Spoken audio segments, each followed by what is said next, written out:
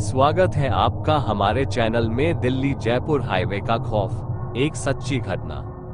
स्थान Delhi Jaipur highway NH48, तारीख 13 अगस्त 2017। दिल्ली से जयपुर जाने वाला हाईवे दिन में आम रास्तों की तरह ही दिखता है, लेकिन जैसे ही रात गहराती है इस रास्ते पर अजीब घटनाएं होने लगती है। कहा जाता है कि यहाँ कई दुर्घटनाएं ऐसी हुई हैं जिनका कोई तर्कसंगत कारण नहीं मिला। ट्रक ड्राइवर और स्थानीय लोग बताते हैं कि आधी रात के बाद यहाँ किसी रहस्यमयी शक्ति का वास होता है। जो लोग इस सच से अनजान होकर रात के समय इस रास्ते से गुजरते हैं, वे कभी कभी ऐसी घटनाओं का शिकार हो जाते हैं जिनका कोई वैज्ञानिक जवाब नहीं है। घटना की शुरुआत रोहित और विक्रम, जो दिल्ली में एक मल्टीनेशनल कंपनी में काम करते थे, उन्हें जयपुर में एक क्लाइंट मीटिंग के लिए जाना था। उनका प्लान था कि वे दोपहर में निकलेंगे, लेकिन ऑफिस में काम ज्यादा होने के कारण वे देर से रवाना हुए। जब वे निकले तब रात के 11:30 बज चुके थे।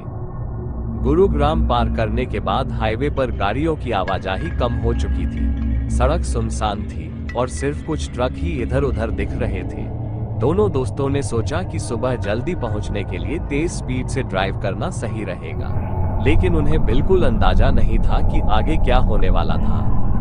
रहस्यमयी महिला का दिखना रात के 12:15 बजे जब वे भूतेश्वर नाले के पास पहुंचे तो सड़क के किनारे एक औरत दिखाई दी। वो सफेद साड़ी में थी और धीरे धीरे सड़क के बीचों बीच चल रही थी। भाई, ये औरत इतनी रात को यहाँ क्या कर रही है? रोहित ने कहा। विक्रम ने भी देखा, लेकिन दोनों को ये कोई असामान्य बात नहीं लगी। उन्होंने सोचा कि शायद कोई गांव की महिला होगी जो सड़क पार कर रही होगी, लेकिन जैसे ही वे करीब पहुंचे, महिला ने अपना चेहरा ऊपर उठाया और जो उन्होंने देखा उससे उनका खून जम गया। महिला का चेहरा बुरी तरह जला हुआ था, उसकी आंखें लाल चमक रही थी और उसके होंठ हिले बिना ही उनकी ओर घूर रही थी। रोहित ने तुरंत ब्रेक मारा, लेकिन जैसे ही उन्होंने पलक झपकी, महिला गायब हो चुकी थी। भाई, ये क्या था? विक्रम की आवाज कांप रही थी। पता नहीं, लेकिन हमें यहाँ से जल्दी निकलना चाहिए, रोहित ने घबराकर कहा और तेजी से गाड़ी बढ़ा दी। गाड़ी का अचानक बंद हो जाना, वे करीब 5 किलोमीटर आगे बढ़े, लेकिन उनका डर अब भी खत्म नहीं हुआ था। अचानक गाड़ी झटके खाने लगी और इंजन बंद हो गया। क्या हुआ? विक्रम ने घबराकर पूछा। पता नहीं, सब कुछ ठीक लग रहा था, रोहित ने कहा और गाड़ी दोबारा स्टार्ट करने की कोशिश की, लेकिन गाड़ी ने स्टार्ट होने से इनकार कर दिया। तभी विक्रम को पीछे से किसी के चलने की हल्की हल्की आवाजें सुनाई देने लगी। वह धीरे धीरे मुड़ा और जो उसने देखा उससे उसकी रूह कांप उठी। वही सफेद साड़ी वाली औरत जो पहले गायब हो गई थी, अब उनकी गाड़ी के ठीक पीछे खड़ी थी, लेकिन इस बार वह और भी ज्यादा भयानक लग रही थी। उसके चेहरे से खून टपक रहा था और उसकी आंखें और भी ज्यादा चमक रही थी। भूत का हमला, विक्रम जोर से चिल्लाया। रोहित, गाड़ी स्टार्ट कर। रोहित ने पूरी ताकत से गाड़ी स्टार्ट करने की कोशिश की, लेकिन इंजन ने काम नहीं किया। महिला धीरे धीरे उनकी ओर बढ़ रही थी।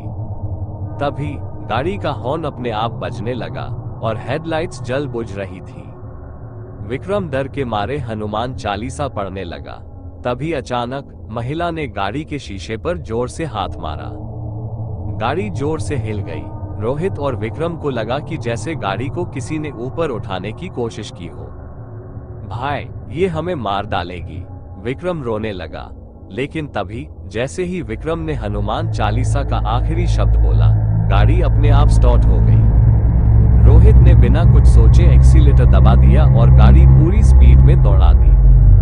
डरावनी सच्चाई, जब वे लगभग 10 किलोमीटर आगे निकले तो उन्होंने पीछे मुड़कर देखा, वहां अब कुछ भी नहीं था।